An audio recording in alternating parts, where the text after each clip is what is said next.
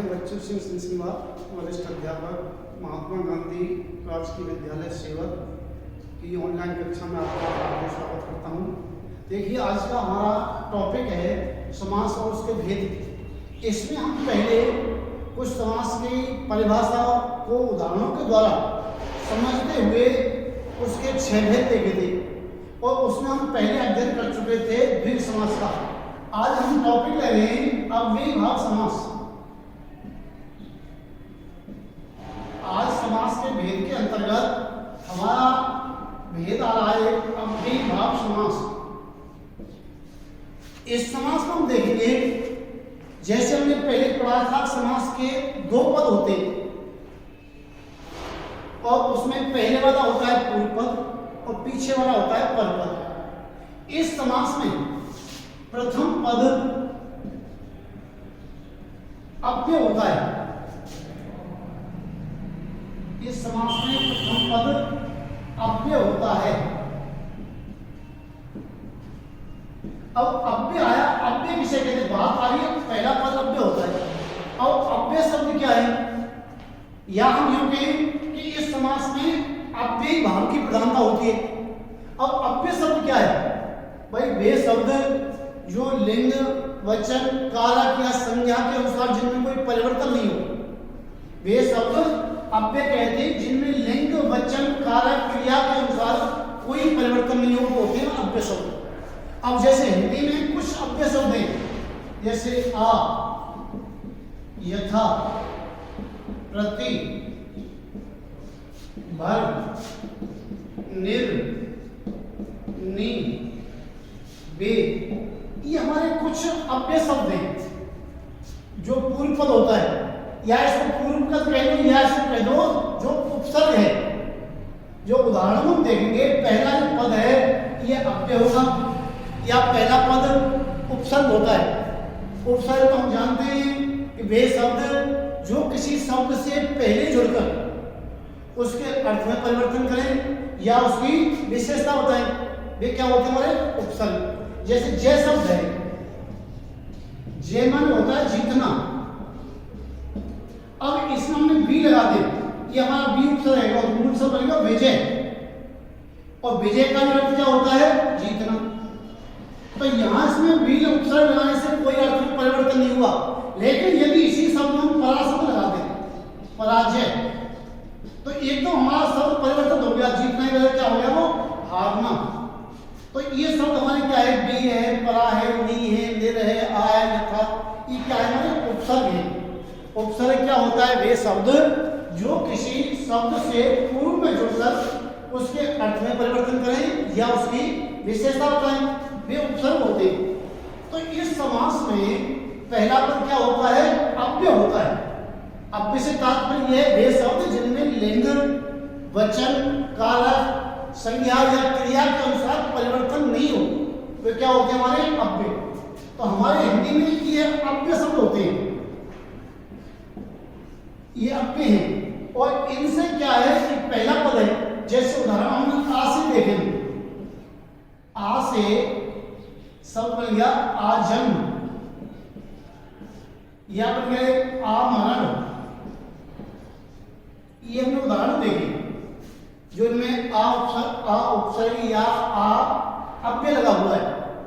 इसका खोलेंगे, इसको आजन्म, जीवन भर। भाई इसको खोल दे, विग्रह कर दे, तो इसका अर्थ क्या बैठ गया? जीवन भर। आमरण, मरने तक। तो इनमें देखो आ अव्यय लगा हुआ है। एक तो हम देखा आ, दूसरा हमारा यथा। यथा हमारा उपसर्ग है, जैसे उदाहरण शब्द लिखें, यथाशक्ति,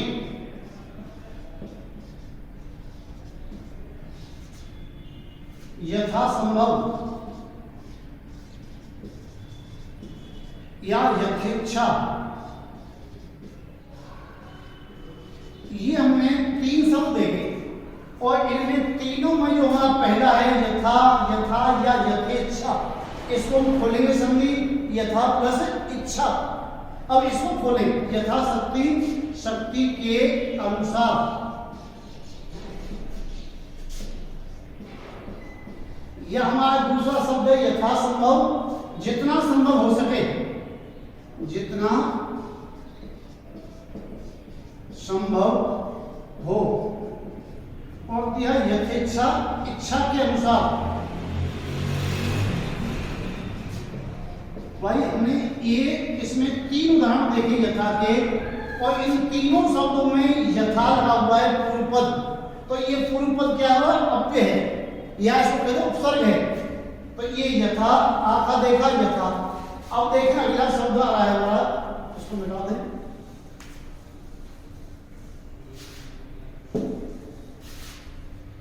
ये है प्रति, प्रति उपसर्ग से देखेंगे।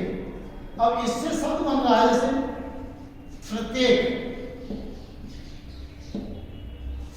प्रतिदिन, प्रत्येक, सभी, प्रत्येक एक एक या सभी कुछ कह लो। प्रत्येक व्यक्ति को कुछ ना कुछ कार्य करना चाहिए, हर एक, सभी या हर एक।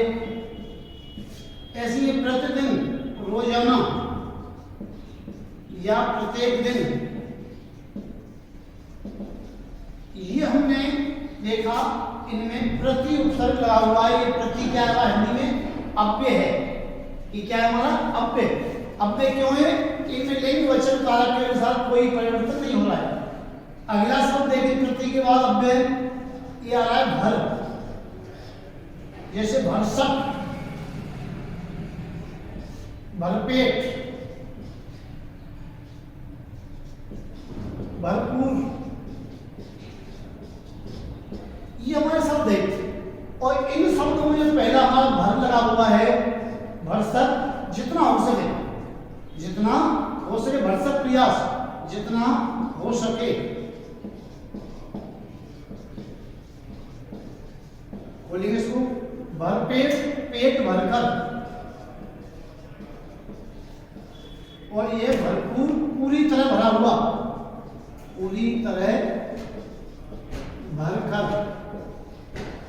तीनों उदाहरण हमारे, तीनों उदाहरण देखने हैं। भर उपसर्ग लगा हुआ या भर हमारा अव्यय है। इनसे लिंग वचन कारक के अनुसार कहीं कोई परिवर्तन नहीं हो रहा है। ऐसे ही कुछ अन्य उदाहरण देखें हम।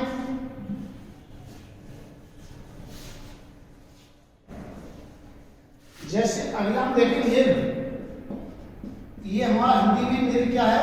अव्यय है। जिसमें देखें निर्मल, निर्मल, निर्मल का हिंदी नहीं, निर्मल, निर्बल, जिसमें बल रहे। इसे क्या कहते हैं? बल रहे, जिसमें कोई ताकत नहीं हो, बल रहे। ऐसी निर्मल, मल रहे, साफ, स्वच्छ,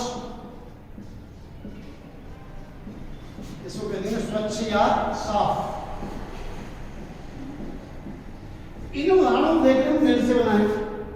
ये हमारा निर् क्या है? हमारा ये निर् अव्यय है। ऐसे नी है हमारा हिंदी में एक आता है नी उपसर्ग, उपसर्ग या अव्यय। निडर, निडर, जिसमें कोई डर नहीं हो, बिना डर के, बिना भय। इसमें नी अव्यय लगा हुआ है, निडर, जिसमें डर नहीं हो, बिना भय के। ऐसे हिंदी में आता बे, ये बे उपसर्ग है, बेधड़क, बेधड़क, निश्चिंत, बिना चिंता के, बिना चिंता के। ये आयो बेधड़क, बेझिझक, बेझिझक, बिना झिझक के। भाई हमने ये शब्द देखे, इनमें हमारा बे क्या है? हमारा ये अव्यय है। ये हमारे हिंदी के कुछ हमने शब्द देखे, ये क्या है? हमारे हिंदी में अव्यय हो, जिसमें पहला पद अव्यय हो, या जिसमें पहले पद में अव्यय की प्रधानता हो, या जिसमें मुख्य रूप से अव्यय का भाव हो, वो क्या होता है? अव्यय भाव। इसके अलावा, इनके अलावा अव्यय भाव समास में एक होती है शब्दों की पुनरावृत्ति, शब्दों की पुनरावृत्ति। भाई अव्ययी भाव समास का दूसरा लक्षण है, दूसरा गुण, एक तो ये देखा ही होगा, दूसरा हो सकता है शब्दों की पुनरावृत्ति हो, जैसे द्वार द्वार, घर घर, दिनों दिन। इन तीनों उदाहरणों में हम देख रहे हैं शब्द की पुनरावृत्ति हो रही है। तो जहां शब्दों की पुनरावृत्ति हो, द्वार द्वार प्रत्येक दरवाजे पर, घर घर प्रत्येक घर पर, ऐसे दिनों दिन, रोजाना, प्रतिदिन, जहां शब्दों की पुनरावृत्ति हो वहां पर हमारा कौन सा होगा? अव्ययी भाव समास। तो ये हमने आज देखा अव्ययी भाव समास में पहला पद अव्यय होता है, या इस समास में अव्यय की प्रधानता होती है। अव्यय पहला पद कैसा होगा? अव्यय होगा, और इसमें प्रथम पद प्रधान होता है। भाई प्रधान से तात्पर्य मुख्य। जिस समास में प्रथम पद अव्यय हो और प्रथम पद कैसा हो? प्रधान हो, दूसरा पद होगा इसमें गौण, तो इसमें पहले पद में अव्यय की प्रधानता हो, वहां होता है अव्ययी भाव समास। इस तरह आज हमने अव्ययी भाव समास को विभिन्न उदाहरणों के माध्यम से समझा। अगला हम अगले कल पर दूसरा समास पढ़ेंगे। धन्यवाद।